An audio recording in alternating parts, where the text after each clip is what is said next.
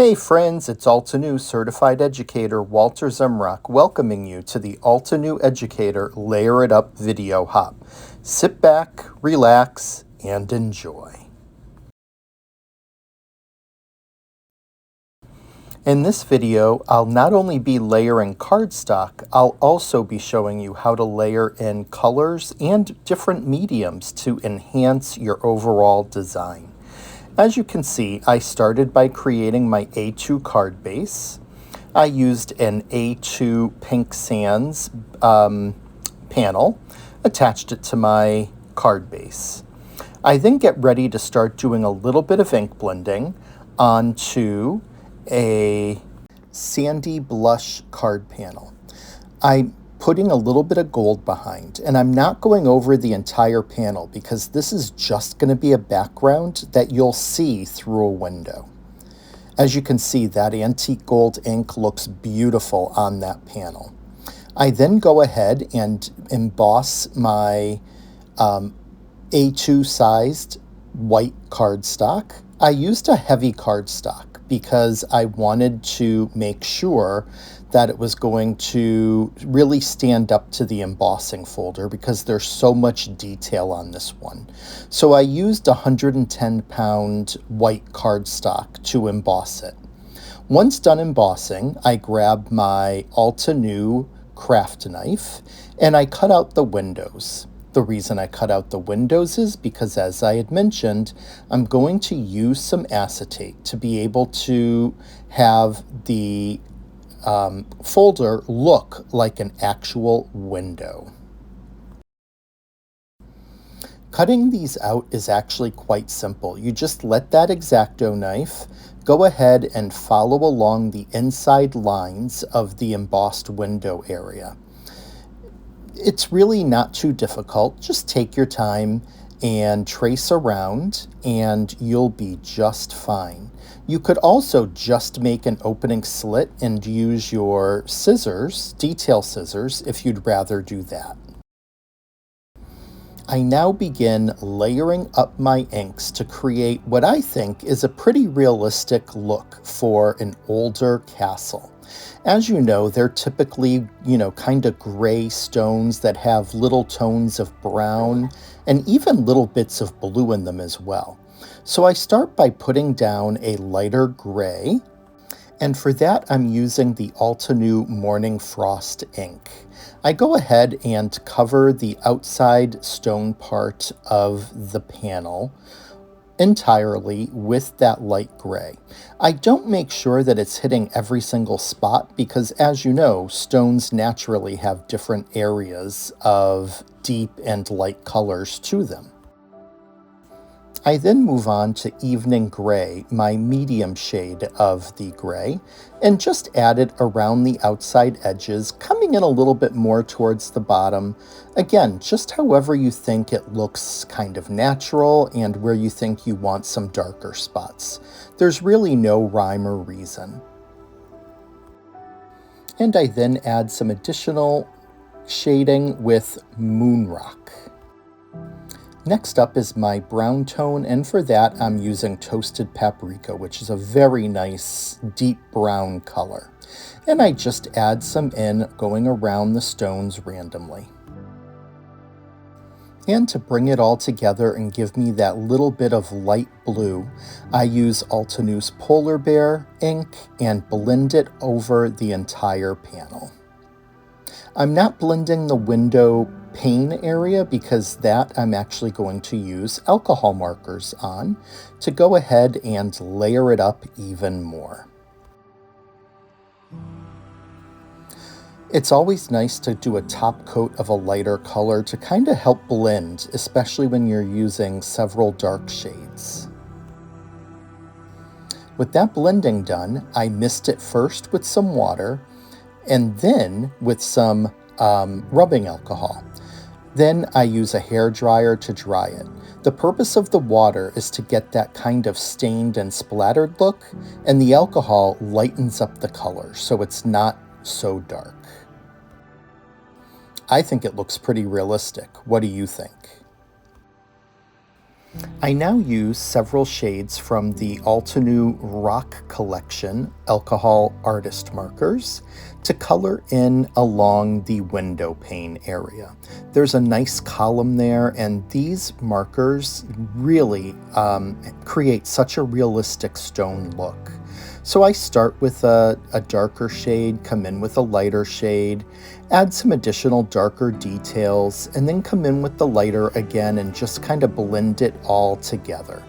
I also go ahead and blend outwards towards those bricks that are right around this central window area, just to kind of bring it all together.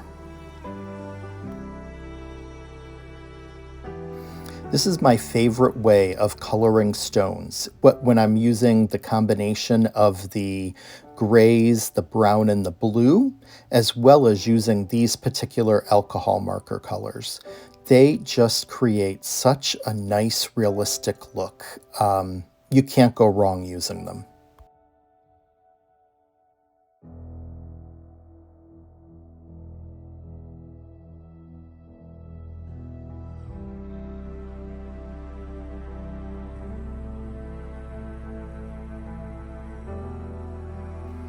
Once done with the markers, I come in again with the polar bear just to do a final blend over that area and extending it out onto the bricks to make sure everything's layered together. I could very easily just put this panel down, but I thought I would add additional interest and detail by using my detail scissors and cutting out some of the stone panel. I just randomly cut around, kind of creating little crevices here and there going around to make it look like it's just a section of that overall castle wall and window. Again, you can choose to do this or not, but I think it just adds a nice little bit of detail and interest and will just give that little bit of extra that can really bring your design further.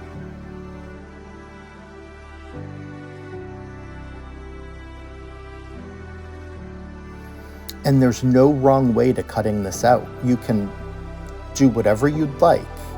You could just cut the center window area if you really wanted to, and that would save you some time with the ink blending and everything. But I personally like to have some of those bricks coming out on the side.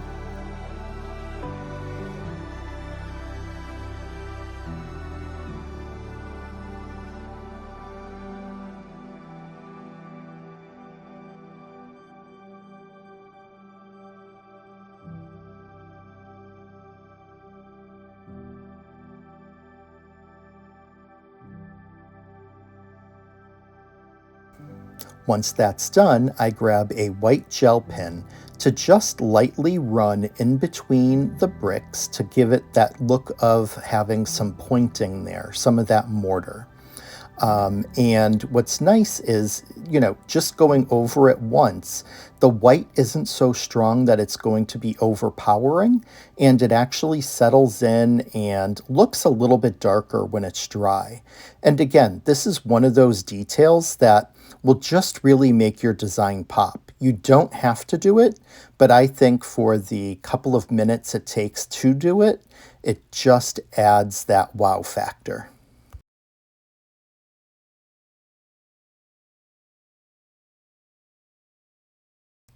I then grab my Altenew Instant Dimension foam tape, place several strips around the back, especially around the window area, because I'm going to be adhering some acetate down there to create the window pane.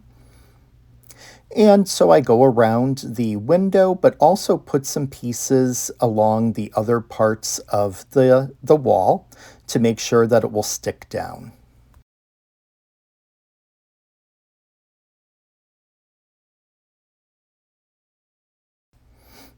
I peel off the backing, stick my acetate into place, and add a little bit of glue around the window to make sure that that's also going to stick down to my card panel.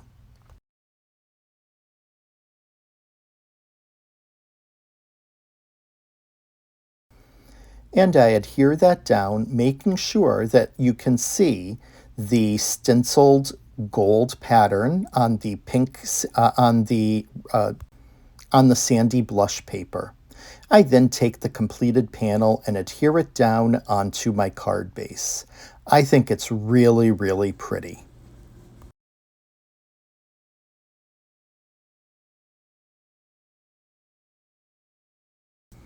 I'm now ready to create some flowers. I use the Nature's Magic stamp and stamp that out. I'm only choosing one of the sets of flowers, and I'm going to use the coordinating die to cut them out. For coloring, I start with my darker green on the leaves by going around and adding some at the base of the leaves and coloring in the stems.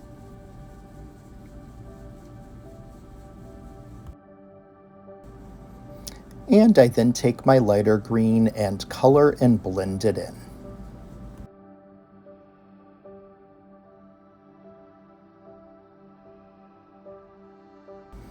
You may have your own preferred way of coloring. Some people like to do light and then dark. I prefer to do dark and then light. Whichever way you prefer, you can go ahead and use and color your leaves that way. Then, to really bring it home and to layer it up, I like to take my Icy Lemonade, which is a very, very light shade of yellow, and blend that entire leaf together. I also use the Icy Lemonade to color the centers of my flowers, and then move into coloring my petals, once again starting with my darker shade, and putting in those highlights coming up from the bottom and enhancing the natural lines within the flower. And go around and do each of the flowers this way, especially coming out from the center, where I'm just doing upward swipes to bring that color out from the center of each floral.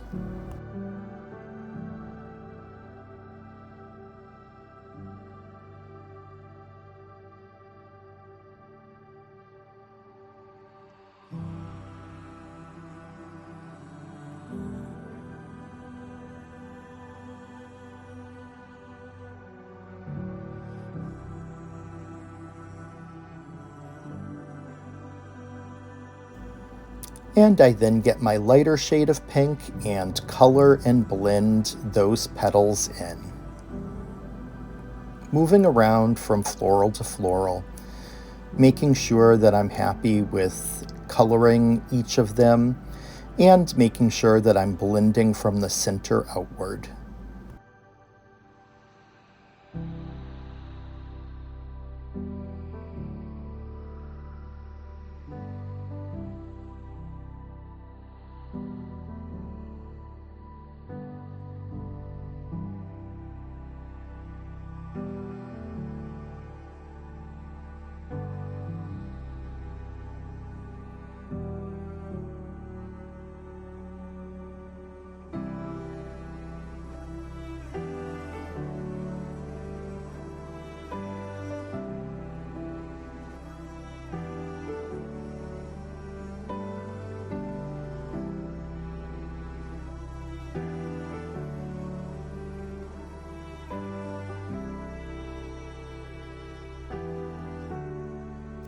I then grab my Altenew woodless coloring pencils to add in some additional details. I use yellow on the leaves just to add in a little bit of a nice yellow that will sit right on top of that leaf. Again, another example of using a different medium other than an alcohol marker to layer up the color. And once done with the leaves, I then I also add some yellow into the centers, and then move into my flower petals. And I take a pink, a darker pink, and add in some lines coming up from the bottom, and then use my white coloring pencil to blend it all together. And I go around and do that on each of the flowers. And what you'll see is it really enhances the overall floral image and adds in that additional little bit of detail that you're not always going to get with alcohol markers. colors. Also, the white helps to blend it all together and give it a really nice cohesive look.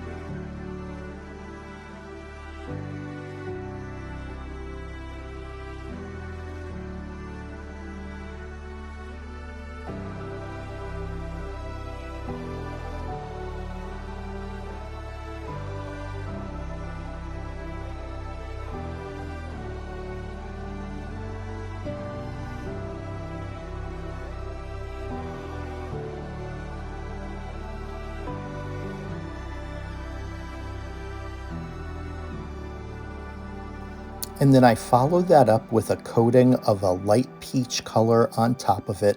Again, just to add in some variance and blend it together and add some additional details that will really help these flowers to pop.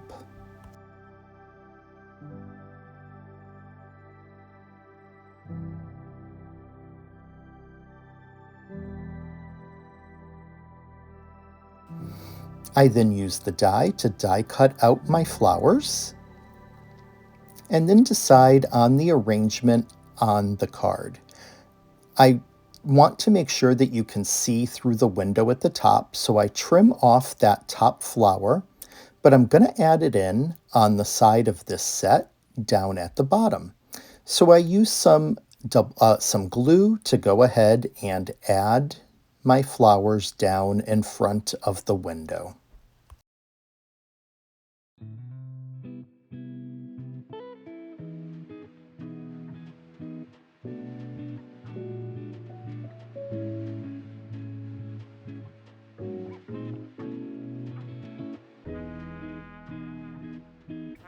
And once that's done, I take a shimmer pen and color over the flowers and the leaves just to add a little bit of a light sparkle.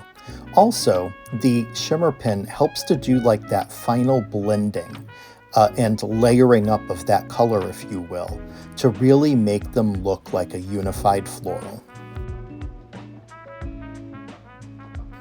I cut the shadows of my sentiment from the pink sand cardstock, and after that's done, I add some of the antique gold, Altenew ink, onto the same pink sand cardstock, and go ahead and die cut out my wording for my sentiments. What I like about doing this is that that gold is going to blend into the gold that I used on the cardstock that you see popping through the window. So it's the same shade being used on each. I glue my sentiments to the shadows, and I'm using the Love You as well as the XOXO from the XO and More set. Once the two words are glued together, I then add some glue onto the XOXO and put it right up under the Y in the Love You so that it looks like it's one cohesive piece of Love You XOXO. I add some double-sided foam tape onto the back in some places, and then I put some glue into the other and adhere it down onto my card.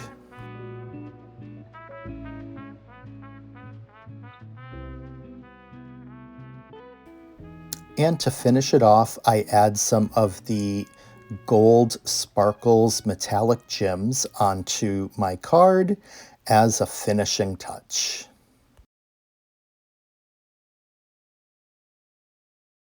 And what we have is a card that has layers of paper, layers of color, layers of mediums to bring it all together into a really beautiful design.